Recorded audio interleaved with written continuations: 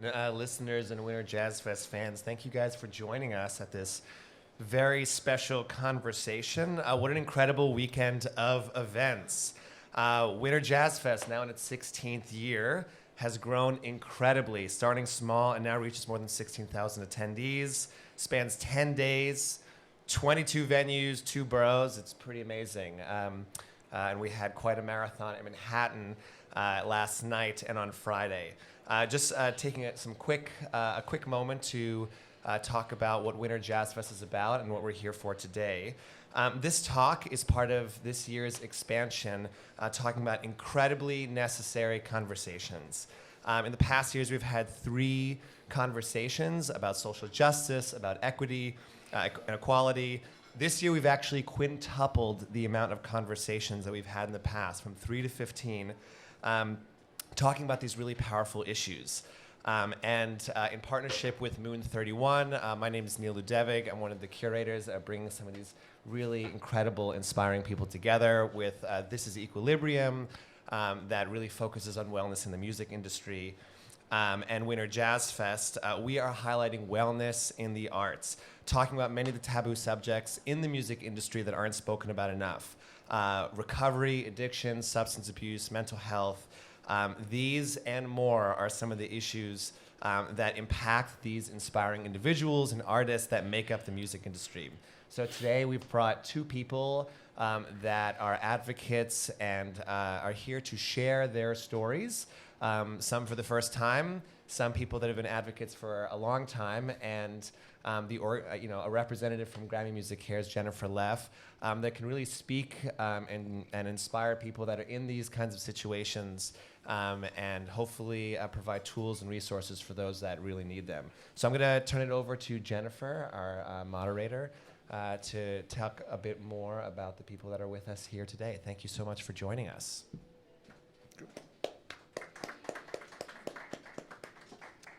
Thank you, Neil. Well, thank you, everybody, for being here.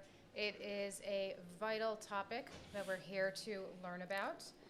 And of course, I want to thank Winter Jazzfest, Megan, and Ralph for agreeing to be vulnerable and share their journeys with us. My name is Jennifer Leff. I am the Director of Music Cares here in New York. Music Cares is the charitable arm of the Recording Academy, and we provide critical assistance to the professional music industry. That's anybody from the singer, songwriter, promoter, manager, bus driver. We provide assistance around critical basic living needs. We provide support around addiction and recovery. We provide access to medical care for those who are uninsured or lack insurance. We provide access to weekly recovery support groups in 6 cities around drug and alcohol recovery. And we have something called a Safe Harbor Room, which is a dry, green space backstage at festivals, conferences. It's a safe space for folks to get to when they want to be away from what's going on the bus or backstage. The goal is to provide some safety. It's an honor to speak with Ralph and Megan. This is the first time that I'm meeting them both in person, and it's been incredible already, our discussions that we've had prior to today. Before we dive into the conversation, I'm going to have them briefly introduce themselves for those who might not know of them. I'm going to ask them to define what mental health means to them. So you have a couple of minutes to think about it. And basically, we're going to move into hearing about their journeys. We're going to talk about some coping and interventions and some takeaways. If anybody who is outside of this little room has any questions, we can certainly field them at the end. So without further ado, let's start with Ralph. Oh, ladies first. Oh, ladies first. Well, Megan. And I just want to add that it's pretty incredible. This is the second time Megan has talked about herself and shared some of her experiences. Last night was the first time. So this is an incredible experience. Go ahead. My name is Megan Stabile. I represent, I'm the founder of Revive Music Group. We are an organization that has been promoting and presenting live concerts, mainly within the jazz community, for the past 13 years. We work with a lot of the next generation artists, and we kind of champion this more progressive movement and kind of revolution in the jazz genre. So, what was the other thing? What does mental health mean to you? Yeah. Mental health to me it means spiritual health for me personally. It's a trinity, body, mind, spirit. And for me, everything to be in alignment is when you are able to fully express and heal. Yeah. Okay, thank you. Okay, I guess for the context of this conversation, I'm going to introduce myself as a recovering addict named Ralph P. I'm also known among the earthlings as Ralph Peterson. I'm a jazz musician, I'm a drummer, trumpet player, composer, arranger, and educator. I've been in the business almost 35 years. I've had 24 records as a leader. I've been on over 200 as a sideman. I run my own label with 12 releases.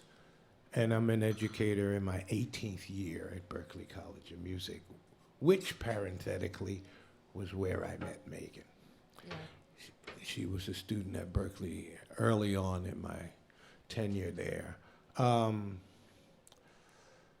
I've been at this thing a day at a time for a little bit longer.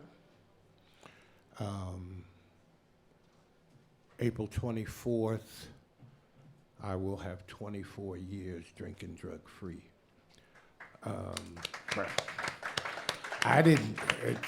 That applause is for the people who came to my rescue. Not for anything I did, but except admit that I had my ass whooped. Mental health, for me, hinges on the freedom from human perfection that we all impose on ourselves. And that is that need for human perfection that is falsely fostered by social media, industry perceptions, television, and the like, and what we do, you know, in the dangerous neighborhood between our own two ears. But I think on a simple level, all the things that Megan said help us realize that we don't have to be perfect. And once we realize we don't have to be perfect, we can accept who we are, and generally that helps us get along better with other people and not find the need to be outside of ourselves in order to cope with any situation, person, place, or thing. So I think what's important also is this conversation needs to normalize talking about mental health, talking about wellness, talking about struggle, talking about challenge. We all have them, yet there's this taboo notion that people don't share. We see what's happening in the world. We see people who are suffering, who are ending their lives by suicide. We need to talk more. That's why this is happening. And I applaud you guys for wanting to do this. So let's turn to some of the personal journeys that you guys have been on and continue on. So Megan, why don't you start telling us wherever you want to start?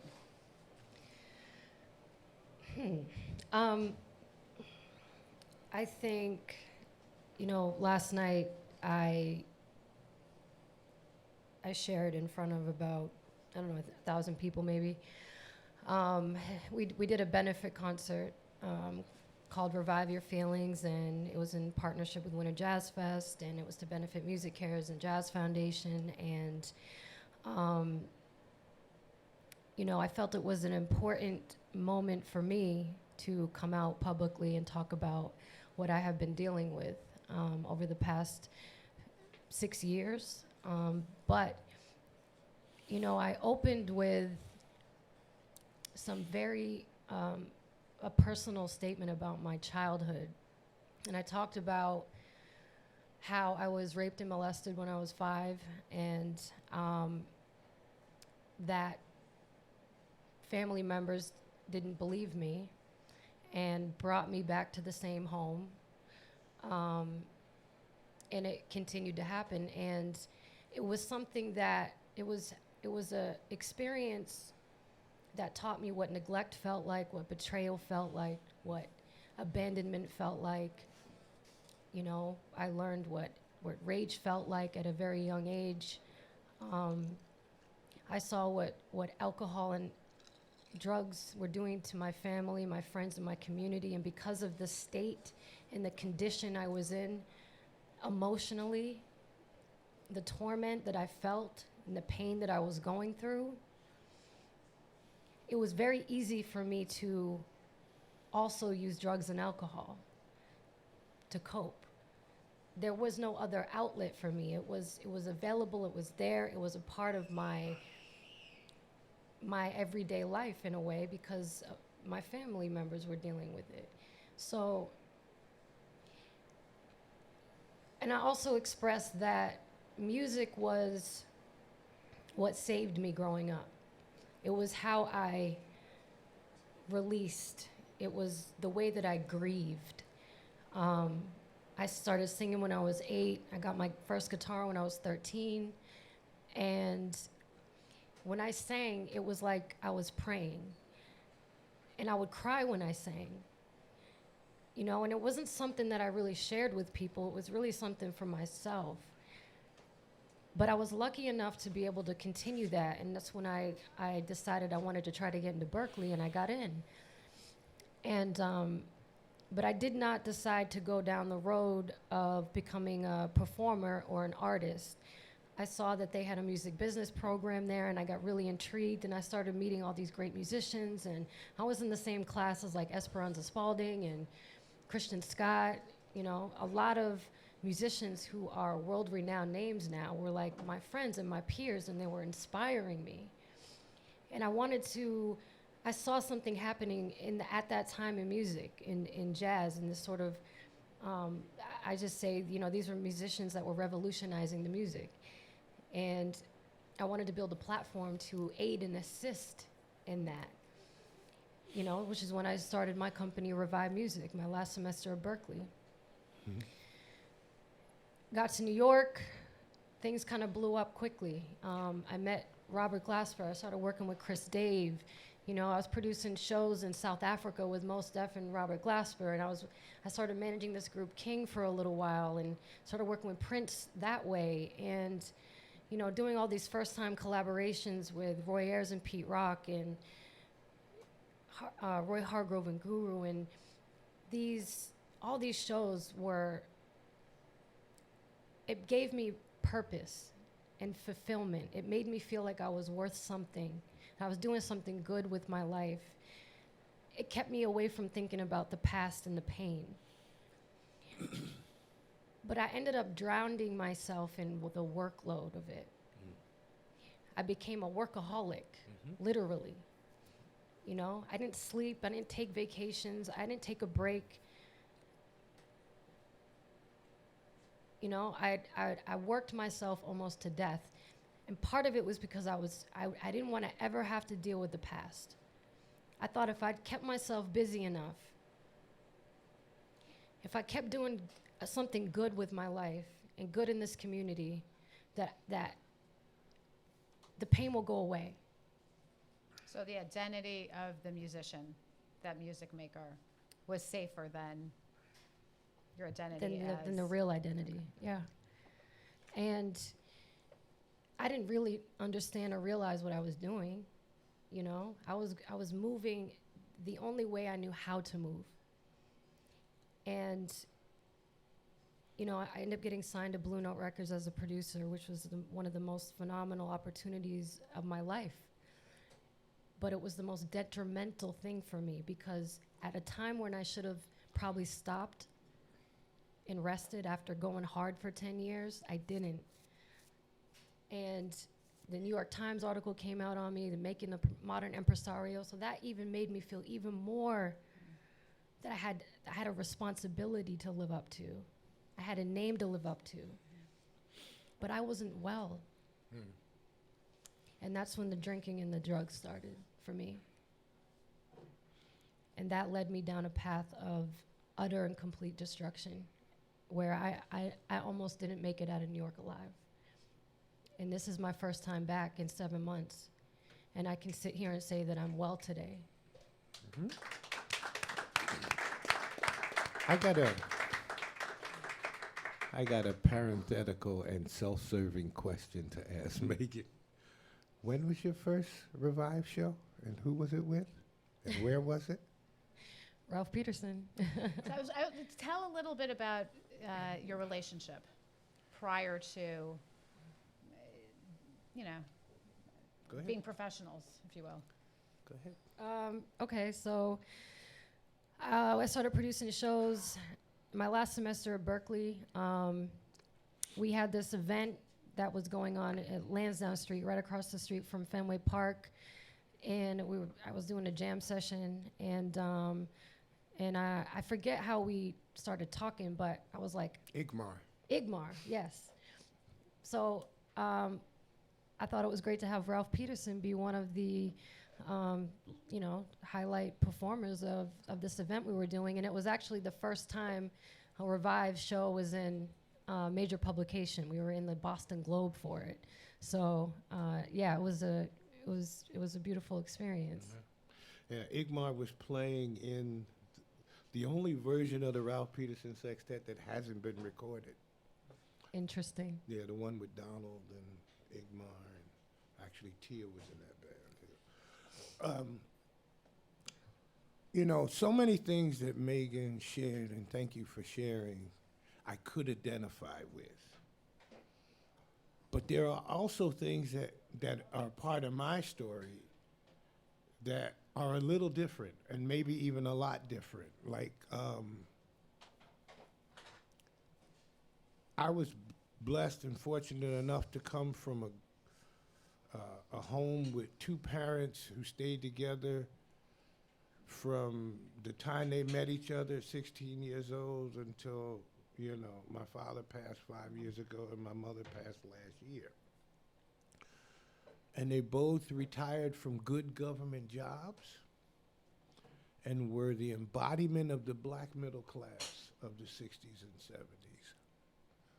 I was the youngest child and only boy. Right? And so I didn't want for anything.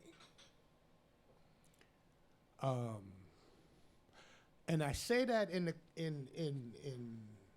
juxtaposition to Megan's story. I think it's important to share for the person who's thinking that, well, if I only had two parents, or if my mother only loved me, or if I didn't suffer physical or sexual abuse, maybe I wouldn't be an addict. Well, I had two parents from good government homes that were together my whole life without infidelity or incident, and the disease still ran roughshod through my life. Why? Because I liked it. And it moved me outside. Another important thing you said, stuff that I was feeling that was uncomfortable for me. For me, being uncomfortable was growing up the son of a cop in a town where you didn't know if your friends were your friends because they liked you, or whether it was because your father was the head of the juvenile division. And as long as they hung with you, they could do whatever they want to do, throw you under the bus, and then everybody gets off. We all have our stories are different and vary.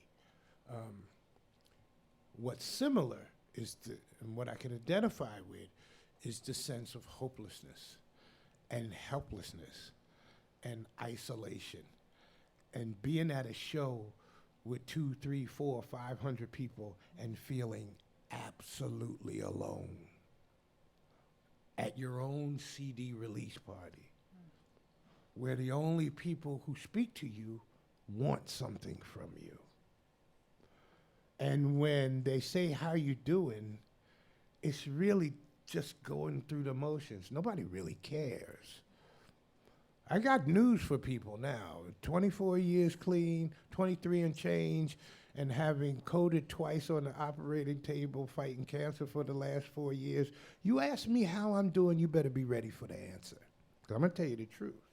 And if you don't care, don't ask, and I'm fine with that. You know.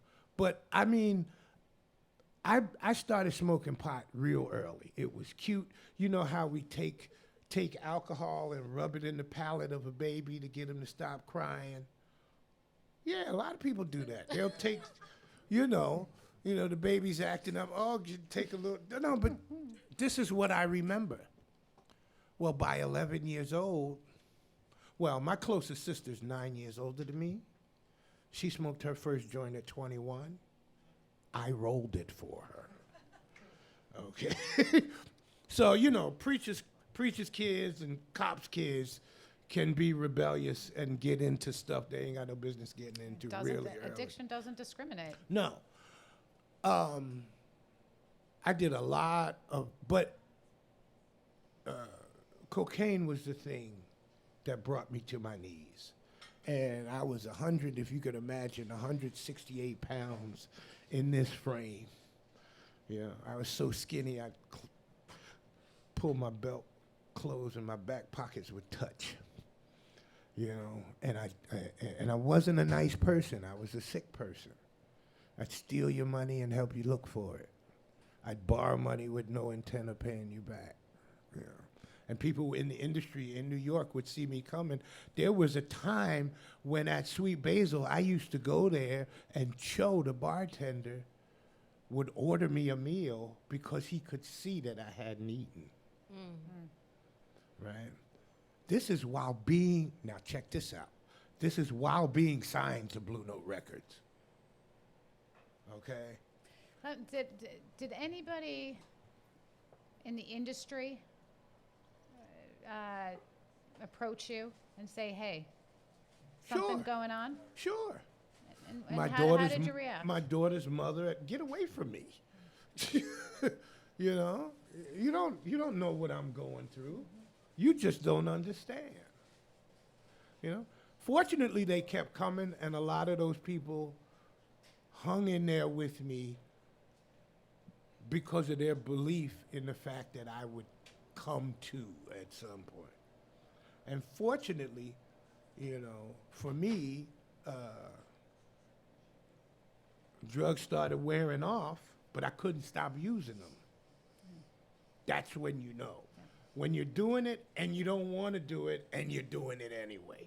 And your body needs it at that point. At that point, your body needs it. And so it wasn't so much that there was an intervention, but there was certainly a chorus of hallelujah when, you know, word got out that I had gone to rehab, you know. We talked about, right before, we talked about what were some of the signs that brought me to the point of recognizing. Well, you know, we in society, we all talk about bucket lists. And in recovery, there's a bucket list called the I'll never list. And when you start crossing shit off of your I'll never list, that's when you know you're real close to the end of the road. So give some examples so people could really understand. I am an endorser for Mapex Drums. I'm the oldest, longest standing endorser for Mapex Drums.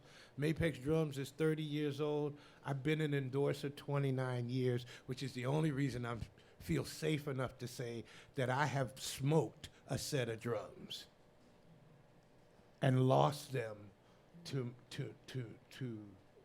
my disease. And, you know, it was always in my mind, well, as long as I don't pawn my drums, never mind the number of horns I had pawned, but as long as I don't pawn my drums, then I'm okay. Meanwhile, you were losing jobs too, right? Right. It got to the point where I was fired by David Murray, and because I literally nodded in the drum chair on the bandstand during the piano solo and missed the entry coming back in. So, you know, it had gotten way past the point where it was cute anymore. And I could no longer deny it. Then I'm going to pass it back over because I won't hog all the time. But I got clean, and I was clean for a year. Okay? And that was from going I was to in Philadelphia. inpatient. I And went to you Philadelphia. inpatient? First, Yeah. I went to Edmonton, Canada. I got on a plane. My disease took a rocket ship. Let me go back. If you run, your disease gets on a skateboard. You get on a bike, your disease jumps in a taxi. Right? You get on a plane, your disease will take a spaceship. My point is, wherever you go, there you are. And the first person that's going to meet you when you arrive there is you, right? And so I had that quest for geographic cures took me all the way to Edmonton, Canada, and to Washington, D.C., you know. But when I was, after a year clean and a 2-year relapse, where I got back to my I'll never list, right, as a direct result of not maintaining like that. Okay, addiction is like diabetes. Never has been a stigma on being diabetic. Right. You're diabetic, and you either take insulin or you take metformin or you work out And consistently. and you tell people. Yeah, and you have to tell You people. tell You people. have to let people know because they will give you things that will kill you, right? And like diabetes, addiction is something that requires consistent maintenance, right? And so without that maintenance, my relapse started the moment my recovery stopped because that part of my life is kind of like the ocean or breathing. Right? As soon as I finish inhaling, I better start exhaling. And as soon as I finish exhaling, I better start inhaling again. Any break in that cycle can cause serious problems, right? So I relapsed for 2 years, and then I went home. And I went home and announced that I was using again and couldn't stop anymore. And that was April 24th, 1996. That was actually April 23rd, 1996. April 24th, 1996, one of my first spiritual guardians came and took me to a funeral of a guy who had been clean for 20 years, fell off the wagon, took one hit of cocaine, and his heart bust. And ever since then, I'm no longer willing to risk it. And you reached out for support when you went home. Yeah. Okay. Yeah. So that kind of leads us to this next theme of disclosing and reaching out. So I just want to read something from the 2013 New York Times article written about you. You were quoted saying, "It's been very, very tough, and it's been tough in a lot of ways. Having to deal with a concert and having no one show up. Having to deal with putting hours and days and years into an idea that's just taken from you. Putting your heart and soul into something and dealing with the disappointment of not having it be where you want it to be. Putting your heart and soul into an artist and not being able to help them. Being misunderstood. There's a whole lot of emotional energy that goes into this. It's a lot of sacrifice." So that, in a nutshell, speaks to this industry and more, and every other industry. But let's keep it to the music industry for right now. The article then goes on, and it says, Megan called her shows Revived Alive, to signal that they were about reinvigorating live music for a younger generation. We talked about this earlier, but I would like you to talk about Revive, how this name came to fruition, and how it's evolved. That's the most surreal part of this entire story to me, because I could have never known or planned this way, you know.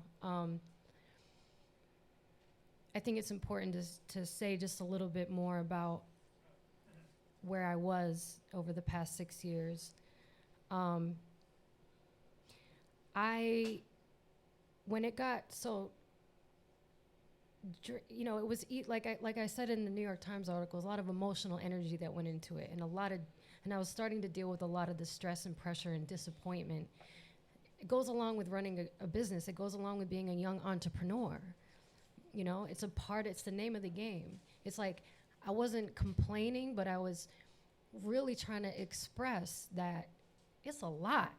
It's a lot. It's heavy. Like, even having a business, which I was kind of bootstrapping, I didn't really set up, you know, with like $1 million and the proper infrastructure and team of people. You know, it was just me and a lot of other people that, you know, it was a labor of love, you know. So like when the drinking started, like I knew I had a problem for years, because when I would drink, it was the behavior, it was the recklessness, it was the self-destruction, it was Can you give some specific examples so people really get what the behavior piece is, if you're able to? Getting into fights, getting into arguments with people,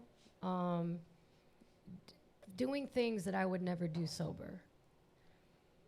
Things I would never do sober, you know? And having to deal with those consequences the next day, like, wow, I said that or did that or acted this way or treated somebody this way.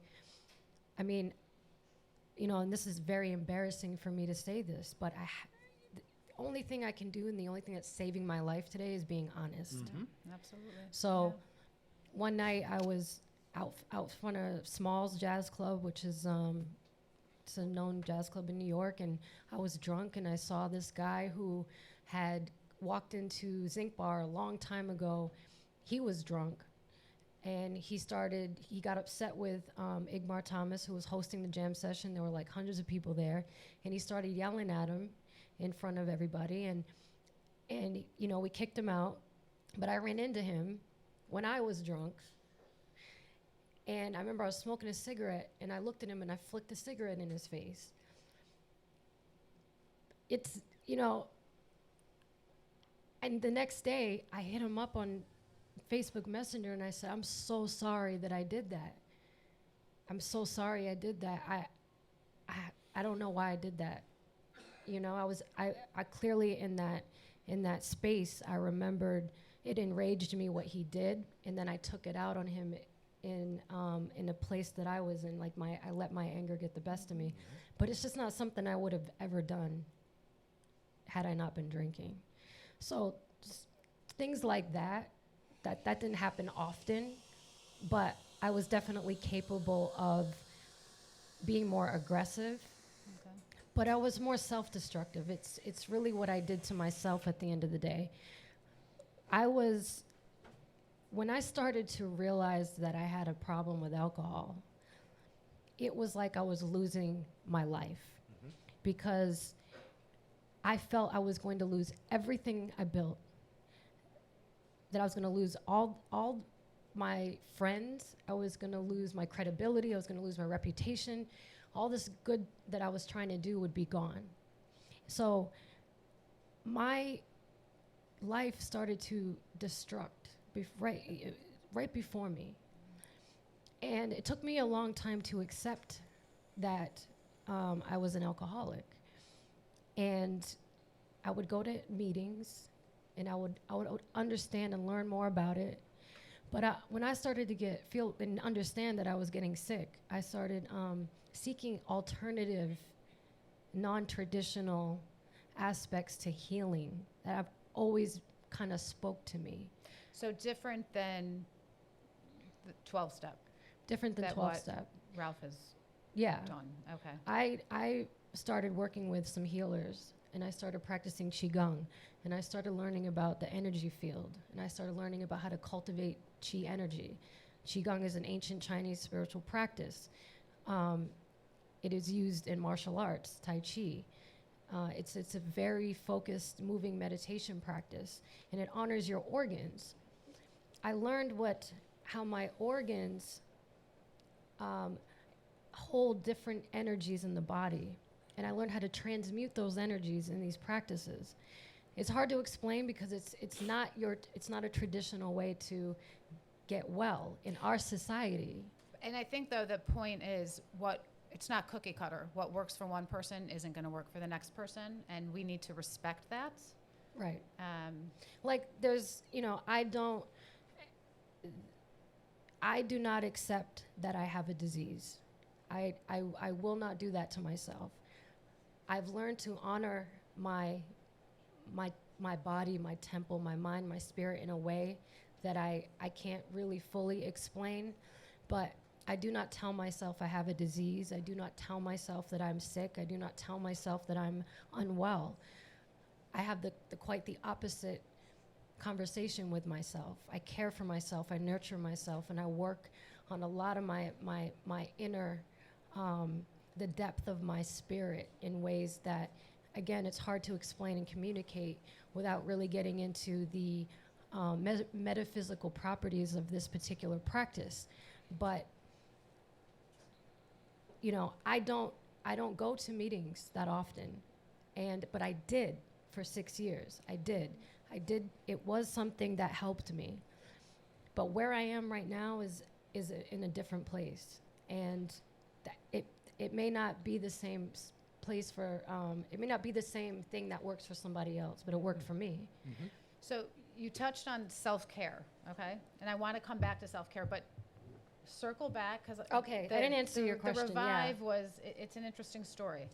So I ended up in the hospital a lot. I ended up trying to commit suicide. I ended up in the hospital for 2 weeks, couldn't walk or talk. 7 months ago, I decided that there was no way out of this. I had started doing drugs, and as Ralph explained with cocaine, it can be the most crippling experience because I couldn't get up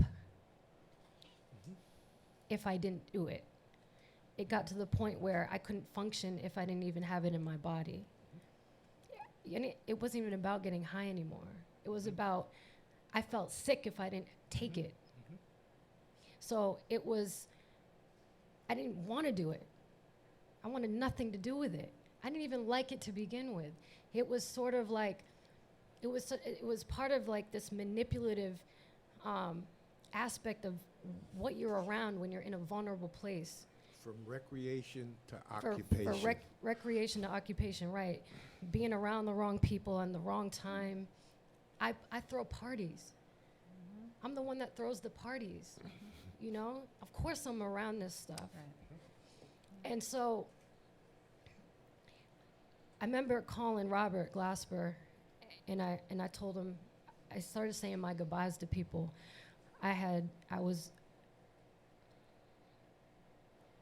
in the most desperate place. I was losing complete hope and grip on reality, actually.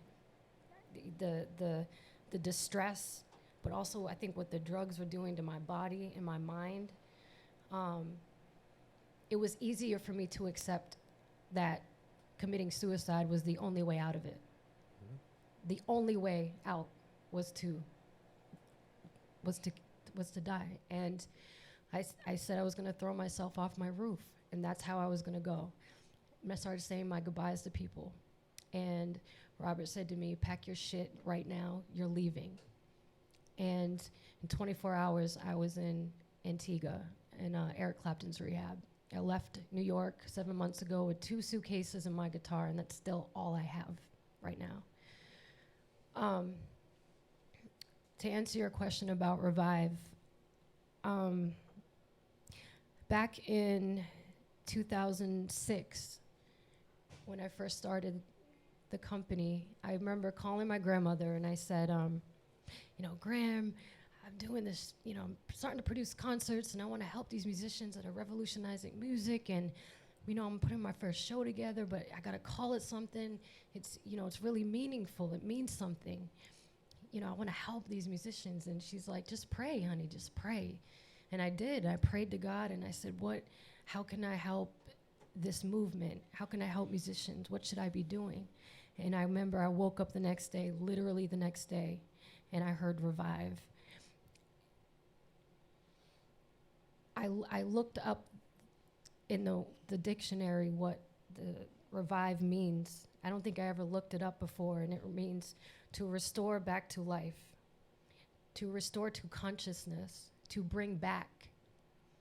I meant that for jazz, but I know that now is a message for me. And now Revive has come to mean something entirely different. It has transcended what it meant before. And that is my message now moving forward in my life, that I was joking with my friend, I said, I'm not in the music business anymore. I'm in the wellness business. Part of my story is to help other people revive,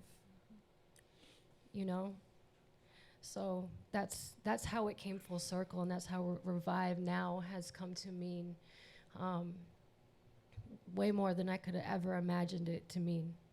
And I need to take the next part of my journey in my life and help people that are in the situation that I was in. And that's what this is.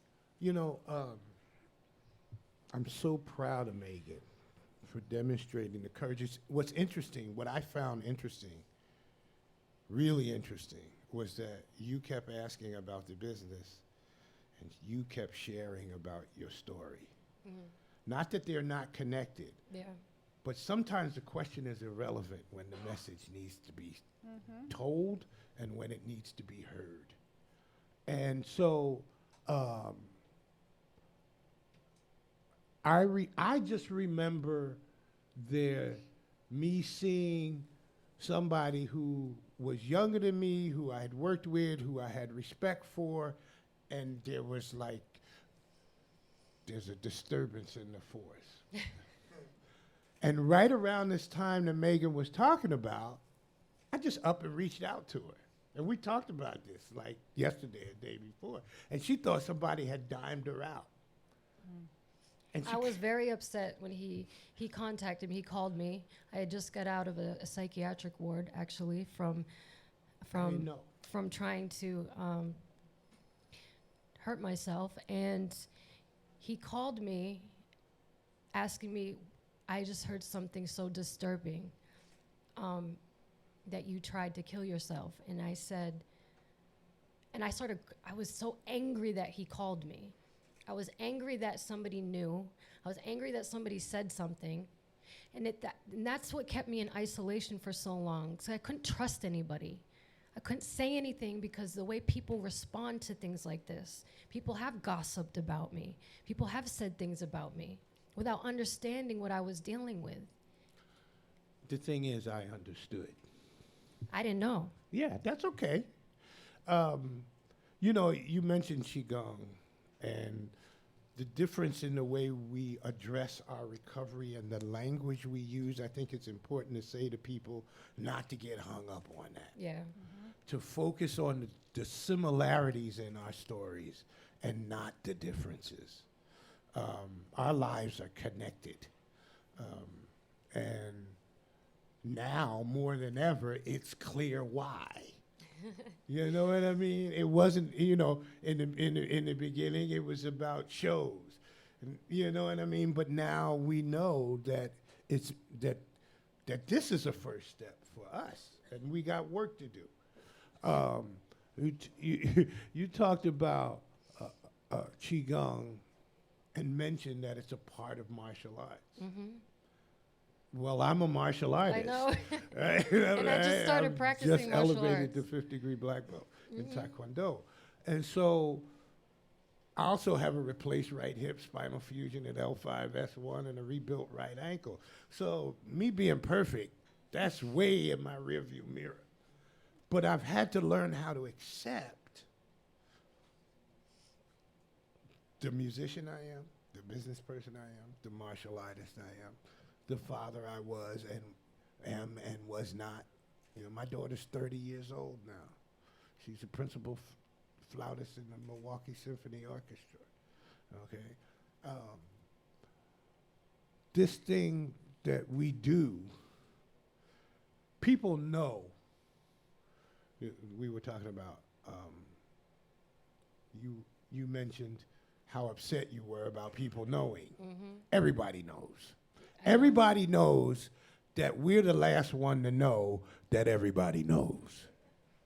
But you know what's funny? And you mentioned this earlier about how people, they're like, hey, how you doing? Yeah. You know, out of everybody who knew, and I knew people knew, not one person called me and said, are you okay? You That's did. what I did. Like You did. I right? didn't say I heard you But I'm saying, tried to. right. I said, I "Are interpreted you that at the okay?" time Yeah. as a part of the. I couldn't fathom or understand even that you were calling me and knew about the situation. But I'm just saying, people have taken what they have heard through the grapevine or whatever, and these are people that I have booked shows with, that I have given opportunities to, that I have helped in their careers, and to have, and you know, be the ones to talk to other people about me, but not to me, you know? Yeah. And when you Not to me. when that becomes the criteria for friendship, that's how you set yourself up for the Trust me, I disappointment. know who my friends are right now. No, I know you. I know you do now. I know you do now. When the bullets is flying, it's easy to figure out because they in the foxhole with you. Yep. One of the things you had mentioned to me was you had a fear of disappointing people. Yeah, I felt people had such a that I was inspiring them with what I was doing with Revive, right? People looked up to me or admired what I was doing. I had a lot of achievements and accolades and successes, and you know, that can be a confusing place to be in when that is all people look to you for or as, you know? So I didn't know how to cope with, I felt that my situation was gonna let everybody down because the stigma of an alcoholic or a drug addict or, oh, she's, you know, really well-known person of stature in this business. Oh, but she's an alcoholic. Oh, but she does drugs. Oh, she's not well. Maybe we don't want to work with her. Maybe we don't want to talk to her. Maybe stay away. That's what people do. But you know, so I had that. I didn't know because I've never been in this situation before. I didn't know the truth and the realness. I didn't know how many people suffered with this in the music business. I didn't know how many people. You know, I wasn't thinking about that. This is like an epidemic. People are gonna Mental start. health Yeah. isn't this epidemic with people in pain and suffering and silence. I'm not the only one. Yeah. Ralph, can you talk about that a bit? Yeah, because for Megan, the journey is beginning, and having been on the path for a minute, it's amazing because, you know, I've been able to maintain a winning streak here a day at a time. And they're to the point where there are people in the industry who don't know that part of my story unless I give it to them. Okay? And there are a lot of people who don't understand why I continue to give up that part of my story.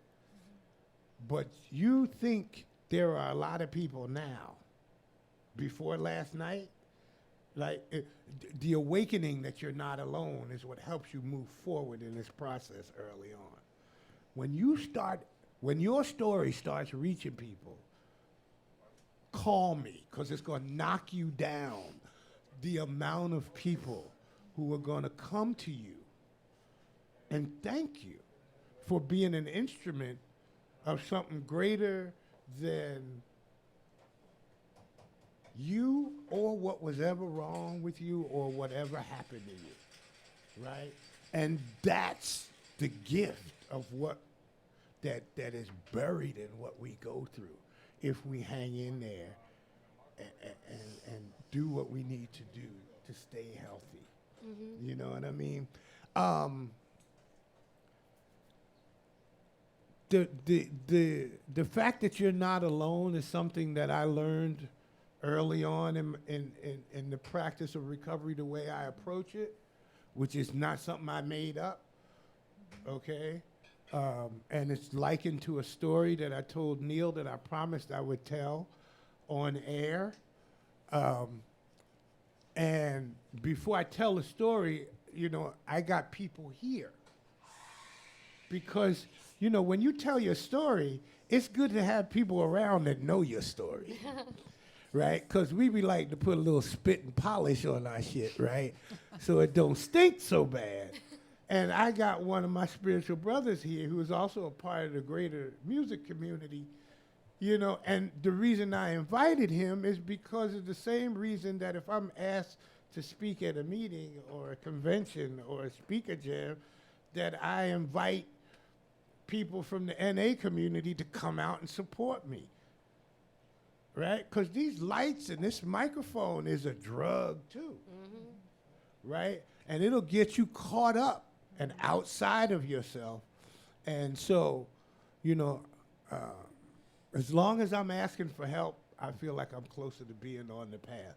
When I start thinking that I don't need to listen to anybody or that I can't possibly be wrong, You can do it all on your own. then I'm hit. So we got this guy, and he's walking down the street, and our guy falls into a hole, right? And the hole is so deep and the walls are so slippery that he can't climb out, right? And so a preacher walks by, and he yells up to the preacher, please help me, call someone, throw down your rope from your robes, and pull me up. I can't get out this hole. Preacher writes a prayer on a napkin, throws it in the hole, and moves on. And a doctor shows up. He's, doctor, thank God, call the paramedics, 911, you know, get the fire department here with a ladder. Doctor writes a prescription on a piece of paper, throws it in the hole, and moves on. Then our buddy comes by, and our buddy represents people in recovery. The guy in the hole represents the people we used to be, okay? And so he's like, Joe, my God, thank goodness you're here. Somebody I know, somebody I trust. Will you please call somebody and get me out of this hole? Joe jumps in the hole with him.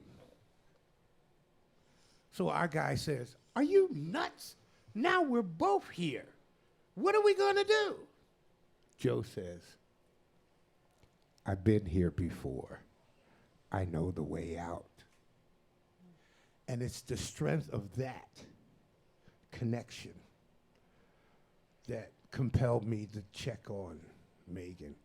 I mean, Megan and I haven't worked together in the majority of her career, even though her very first show was with me.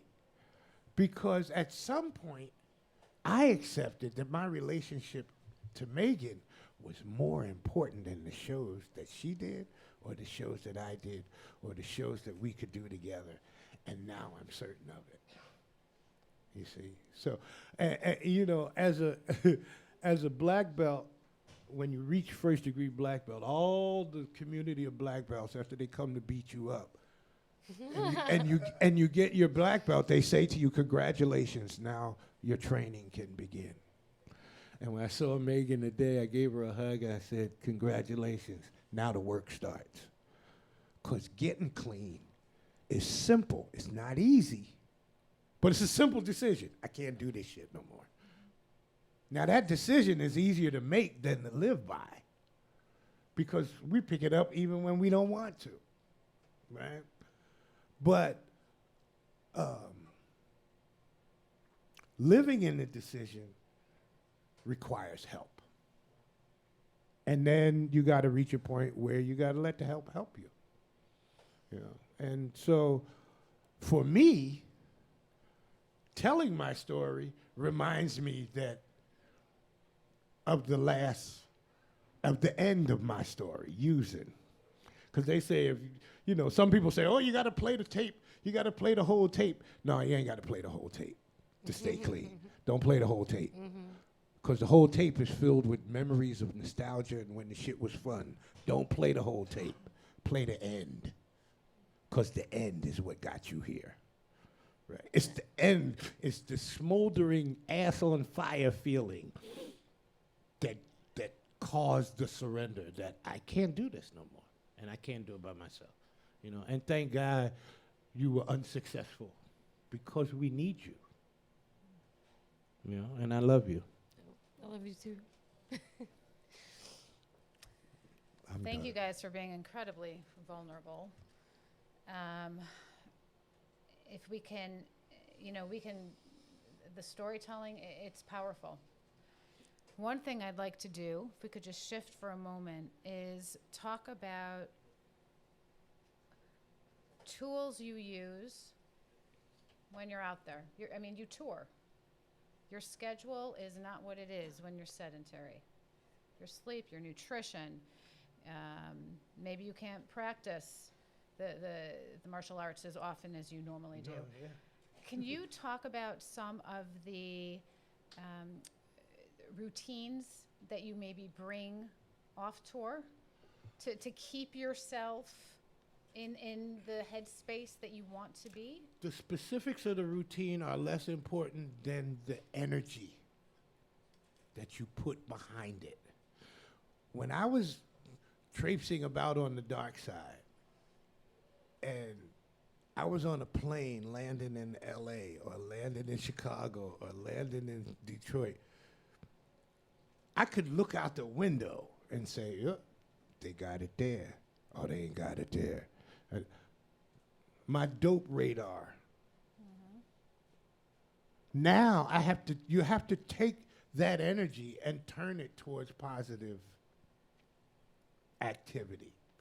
So instead of calling ahead to find out who got it, I call ahead for me to find out where the meetings are.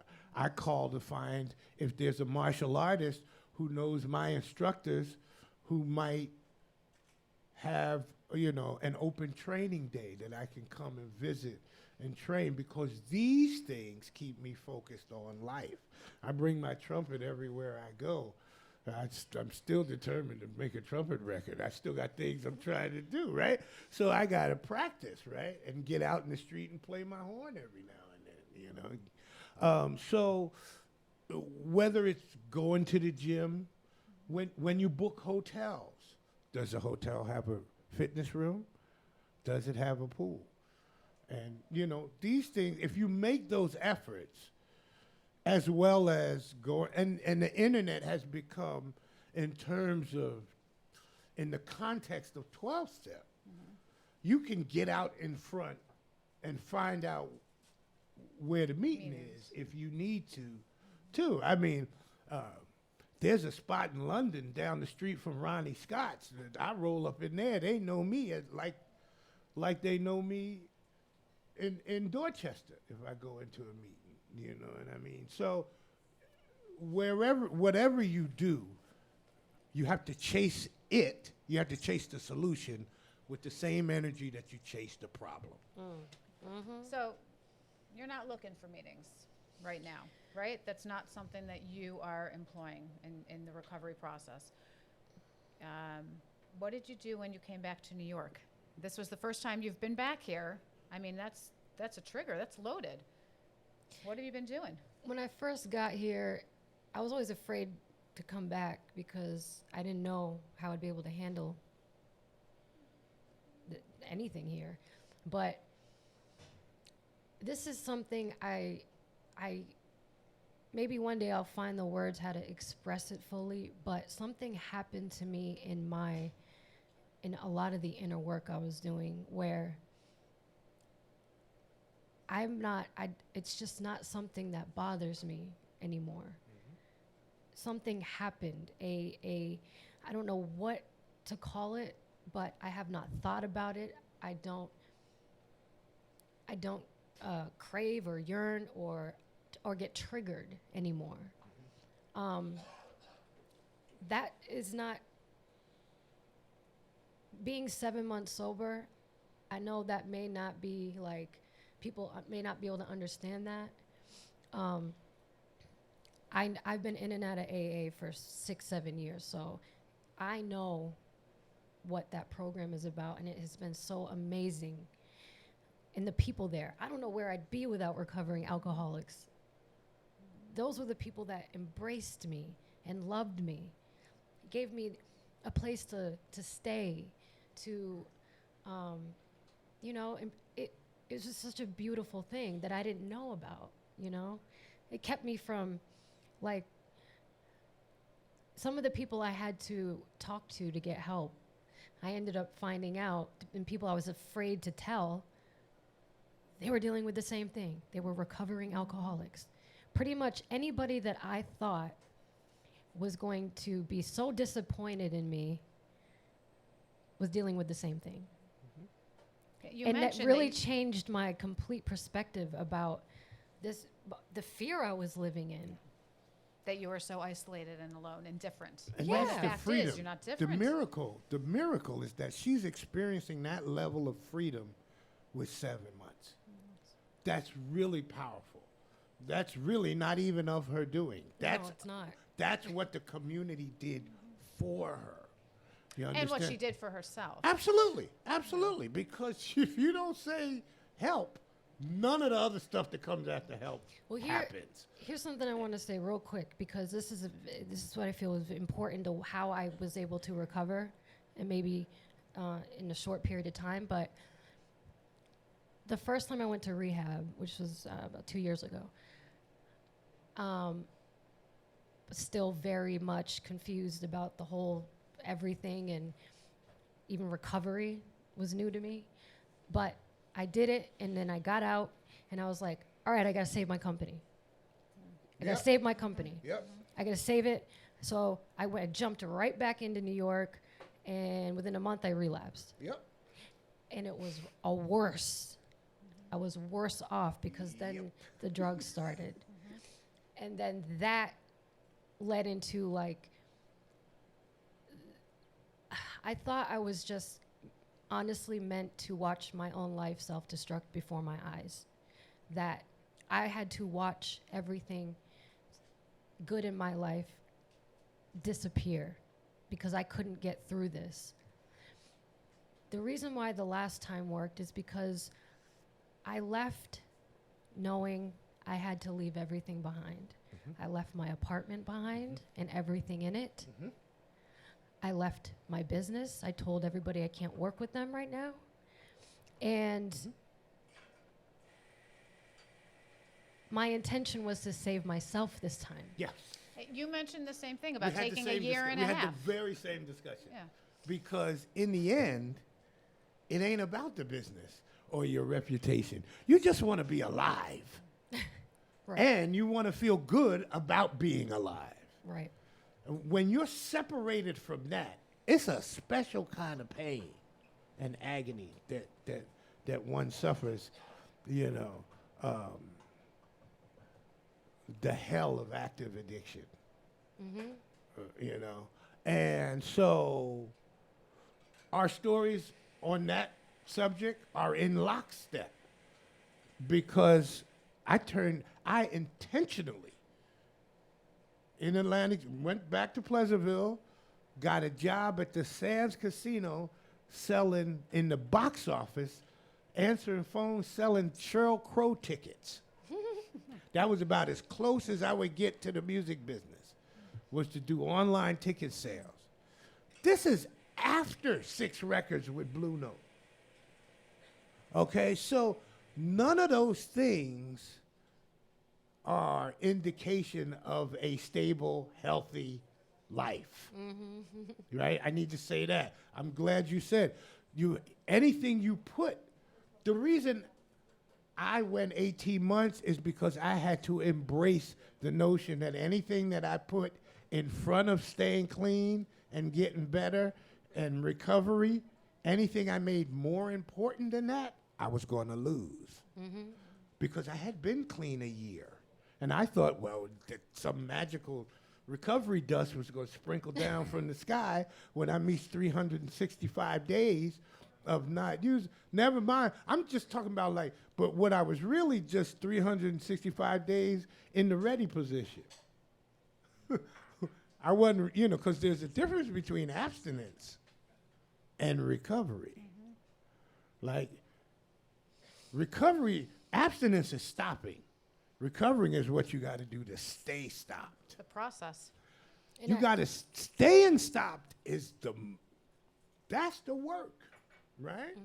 And so that's the thing you need help for. That's the thing you need program. You need a relationship with some power greater than you and greater than whatever it is you're wrestling with. You can call it God. You can call it Allah. You can call it Nam Myoho Renge Kyo.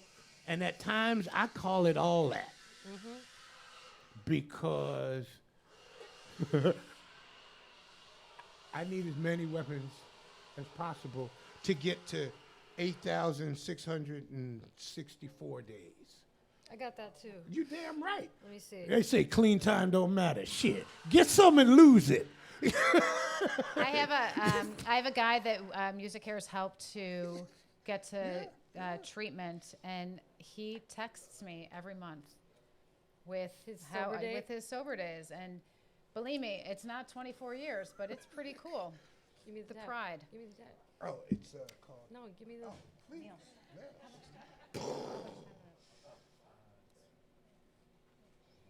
Does anybody out there want to share?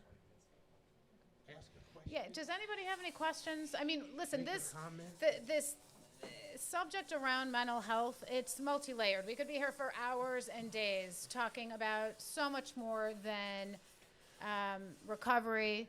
We didn't touch on bipolar. We can touch on so much more, and maybe that will be for next year or during the year, because we want to continue these kinds of talks. But in terms of this, does anybody have any questions for Megan or Ralph? You can ask it anonymously off camera or, go on and share. I think someone's coming. Maybe not. Somebody. Yeah.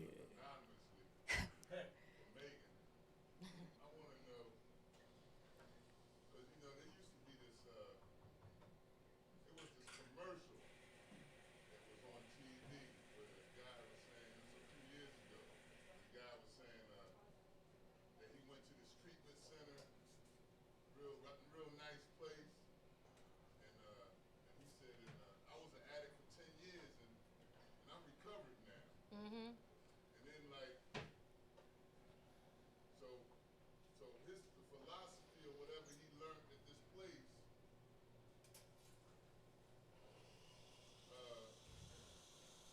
he didn't go to meetings after. And then there was an article or something that came out that saying that guy OD'd and died. Yep. Yeah. Yep.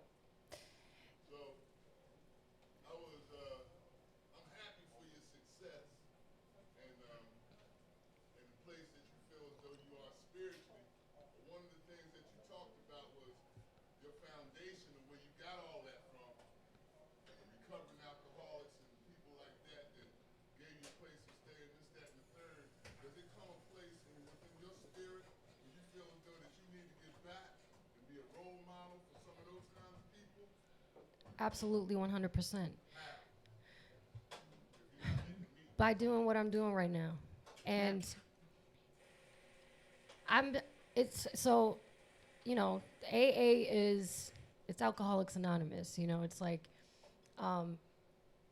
it's an anonymous program. I try not to talk too much about it because you're kind of not supposed to be publicly. What Our step public is it? relations policy is based on attraction, not promotion. We need always maintain personal anonymity at the level of press, radio, and film. Thank you. Very official. I chose a different path. I chose to do refuge recovery, which is more of a Buddhist approach to the 12 steps. The spiritual sort of aspect of my recovery has a lot to do with alternative medicine. I do not negate that AA or refuge recovery or any 12-step program is not absolutely 100% important.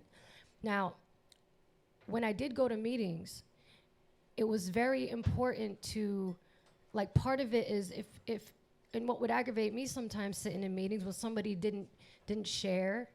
They're not able to give or get. It's a how am I trying to explain it? Like, I understand that being present in meetings is very important, but for right now with what I'm doing, this is my path and this is how I've chosen to do it. Okay. That's all I can say to that. I don't want to try. The reason I hesitated is because I didn't want to try to explain it for you. Okay. But here's what I want to say. Your journey is just beginning, and I have absolute faith in the powers that have brought you to recovery will give you the opportunity to share in your way and give back in those ways. I wear one of the amulets, right, of recovery, right? And part of the amulet of both of both these 12-step programs, the one that you've attended and the one that I attend, there's a circle around the geometric shape. And everything in the emblem has meaning. Mm-hmm. And the circle in the symbol represents the universality of the program, which is supposed to have in it room for all manifestation of recovering persons.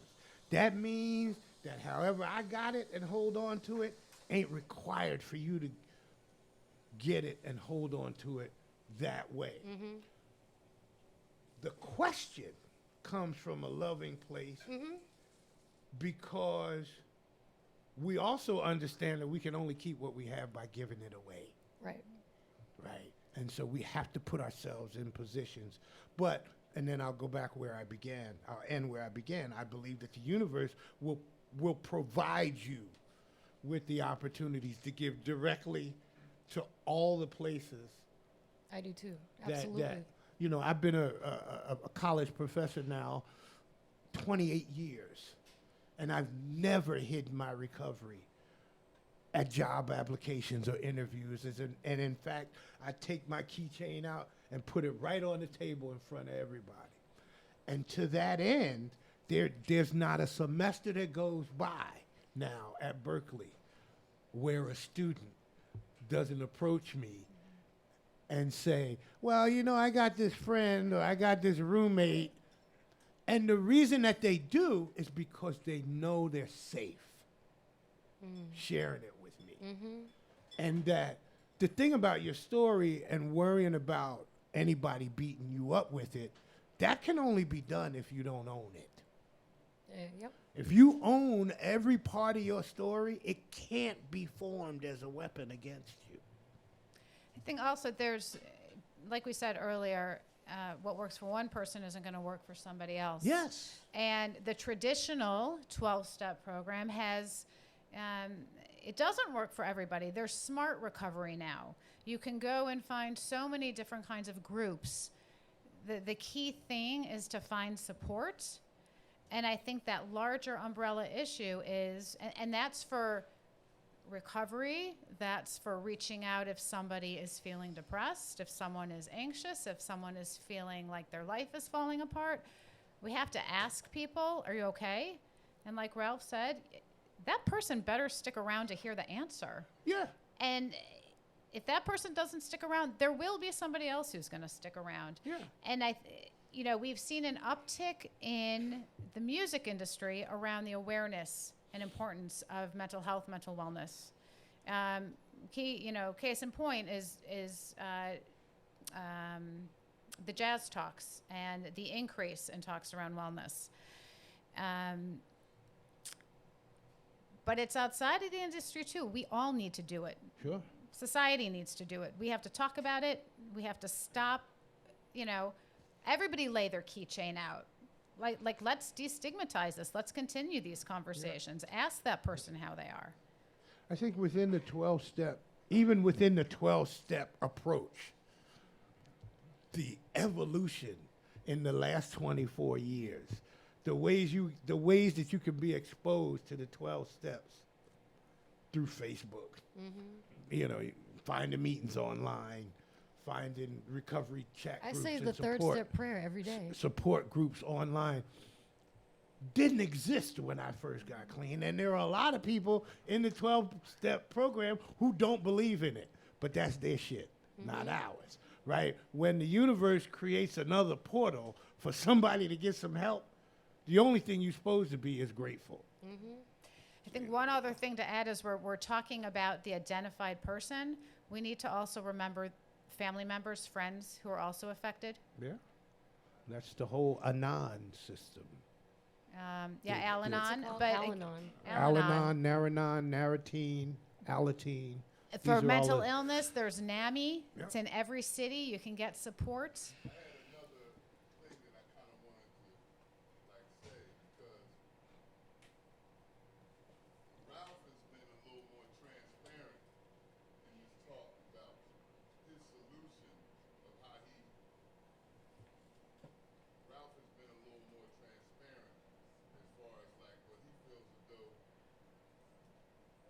the way he combats his addiction or his disease and how but I wanted to because based on all the wonderful achievements that you have in your career and if you don't make meetings, I wanted to know if you could sort of like you just mentioned something about a Buddhist approach to the 12 steps. Would you like to expound on that a little bit more? Me? Did everybody hear the question? I think Okay, so hold on. Did you hear the question? Yes. A little bit on your what your solution to your disease is as opposed to making you said you gotta. Well, first of all, I said that I don't accept the fact that I have a disease. So that's one thing that we may have a difference of opinion on. The second thing is, okay. The second thing is this.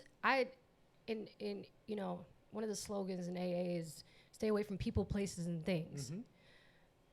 I left the environment that was contributing to me being sick. Can't get well in the place that made you sick. So what I did is I removed myself from the environment. And I have been away from this environment. Any shows, any alcohol, I don't go out. I do not socialize. I don't go to dinner. I don't do shit. I stay at home and I work on myself. I meditate. I pray a lot. I practice Qigong. I read a lot now. I read a lot about energy medicine and spiritual nutrition. I will go to a meeting when I feel it's necessary to go to a meeting. The Buddhist approach it's called Buddhist recovery.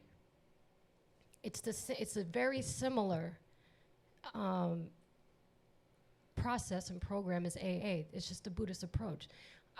They go into a lot of the teachings of Buddhism. They do a lot instead of saying the opening. What's it called? The Serenity Prayer? No, not the Serenity Prayer. When we first Share. What, when they open the preambles? preamble. Yeah.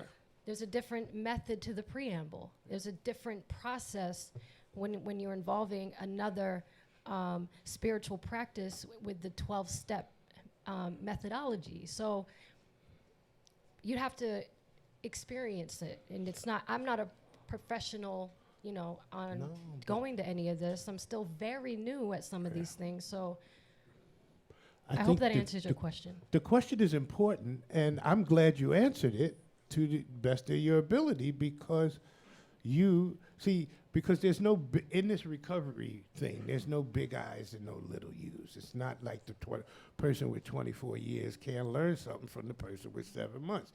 Case in point, I just did, okay? And so that's where the question was coming from. Don't feel like it was a challenge It's okay. to your approach to recovery. Having said that, within the practice that I subscribe to, there's a line in the literature that says true spiritual principles are never in conflict. In fact, they complement each other. And when you're looking for things to be alike instead of looking for things to be different as an excuse to stay stuck on stupid where you at, then the reason it makes it easier to stay stuck when you're looking for differences.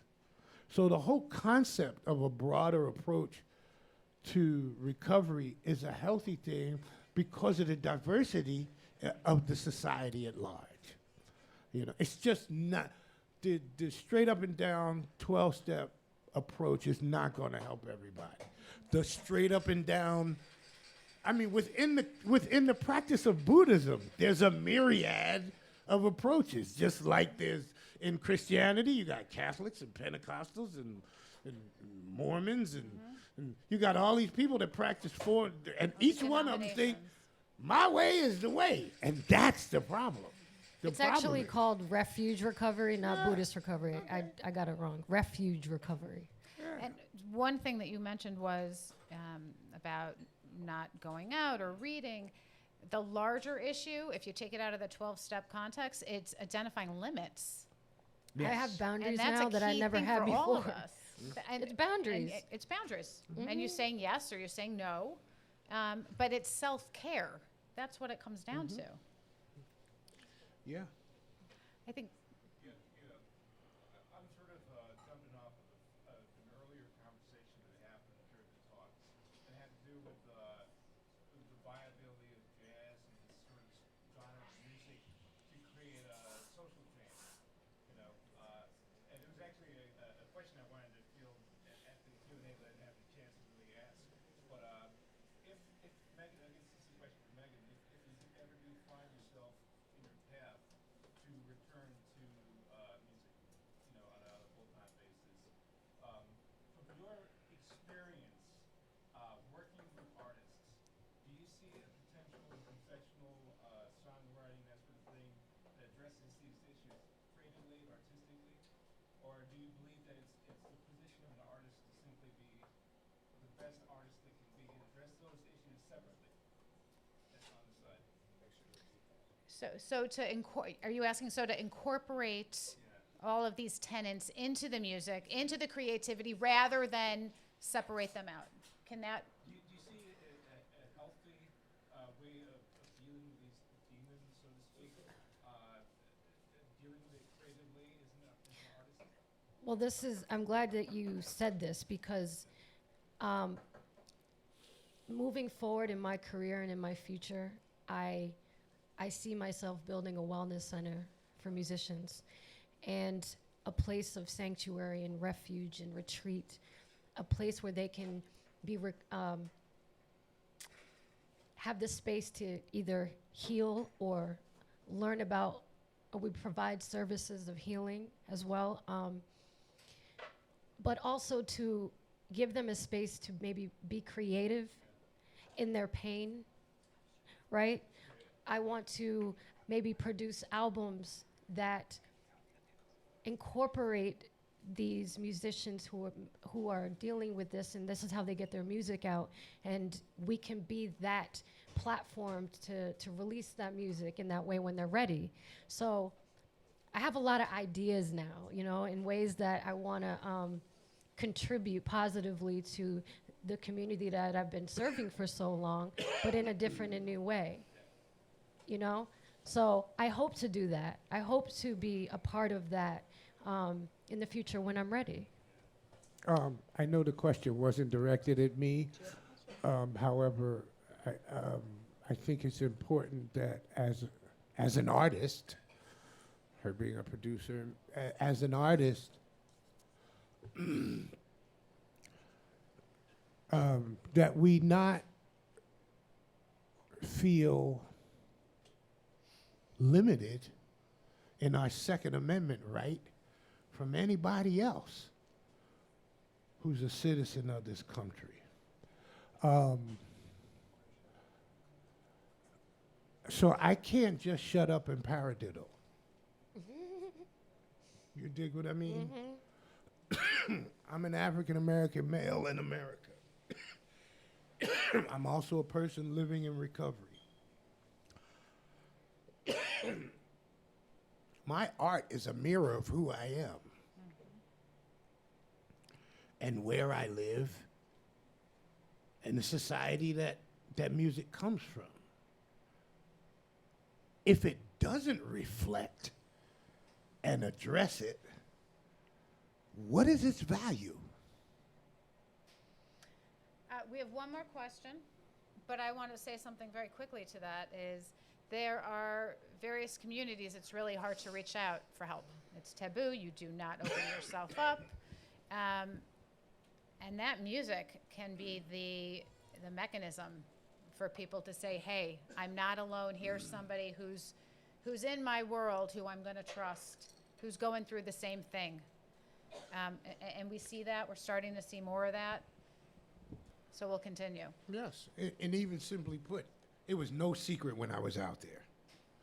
Why in the world will we keep the good news a secret? Neil has a question. So you obviously, it's incredibly fortunate that you were there, that you reached out, and you talked a little bit about your experience. Really angry even at Ralph when he reached out, and I'm curious as someone that's been in that situation, for those that have tried reaching out and your instinctual reaction was to be angry or to question or shy away, what would you tell the people of the friends that maybe didn't have that experience, but knows someone in need that is trying to navigate communicating and helping someone that might not have the awareness to be at rock bottom and say, coming to the realization there's nothing left, but is somewhere in the middle and maybe spiraling deeper. There's a lot of places to start, but what would you say number one thing for those people to do? I mean, I can only say this from my experience. There were some people that saw something going on with me, but because of who I was or whatever I was doing, people were a little more intimidated to talk to me about it or to have an intervention with me. And I was really good at hiding it too. I was really good at dusting myself off, getting ready and going out and projecting this strong image of myself because that's how I needed to operate to get through the day. So, and part of it was still being in denial a little bit, that, all right, I got this. And that's the worst thing you can say, and they say that in AA, all right, I got this. No, you do not. That's the worst thing to say because I didn't have it. And I know it's so hard for people to watch their friends or family members going through this and they can't help them. They can't change them. They can't, You're gonna be all right. Go ahead. I know there's a lot of people that wanted to intervene and help or make it all go away. At the end of the day, it had to be my full decision to accept all of it and do it. But every little thing helps. I remember little bits and pieces of things and people that did say something and plant seeds. Yep. They planted seeds. Ralph planted seeds. I remember when I realized I was an alcoholic, I messaged him on Facebook and I just said, hi.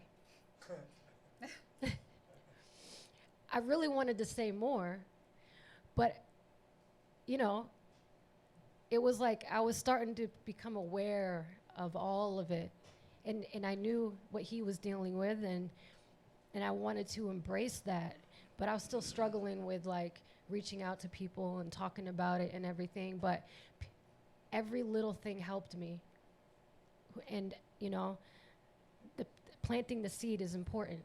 So I don't know if that answered your question, but. Well, I mean, maybe that's a question for Ralph. You got the high message. Well, I don't. Well, what your question describes very well the experience of most people who love us and see us drowning, and they go to extend us a paddle, and we smack it away. Yep. Right? That feeling's called powerlessness. It sucks. But there is also a community of support for those people. This is the codependency community that runs parallel with the 12-step. The principal ingredient is patience, because recovery never works for people who need it. It always works. It more likely works for people who want it.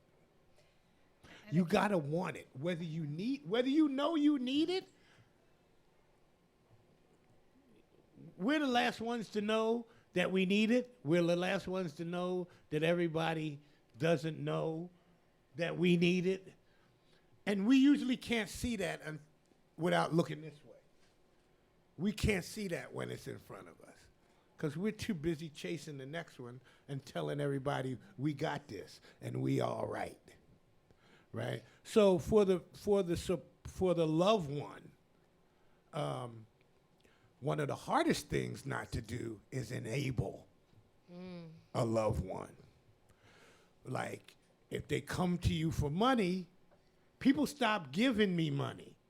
I'd ask for money, they'd ask what it was for, I told them what it was for, and they would invite me to take me to buy it.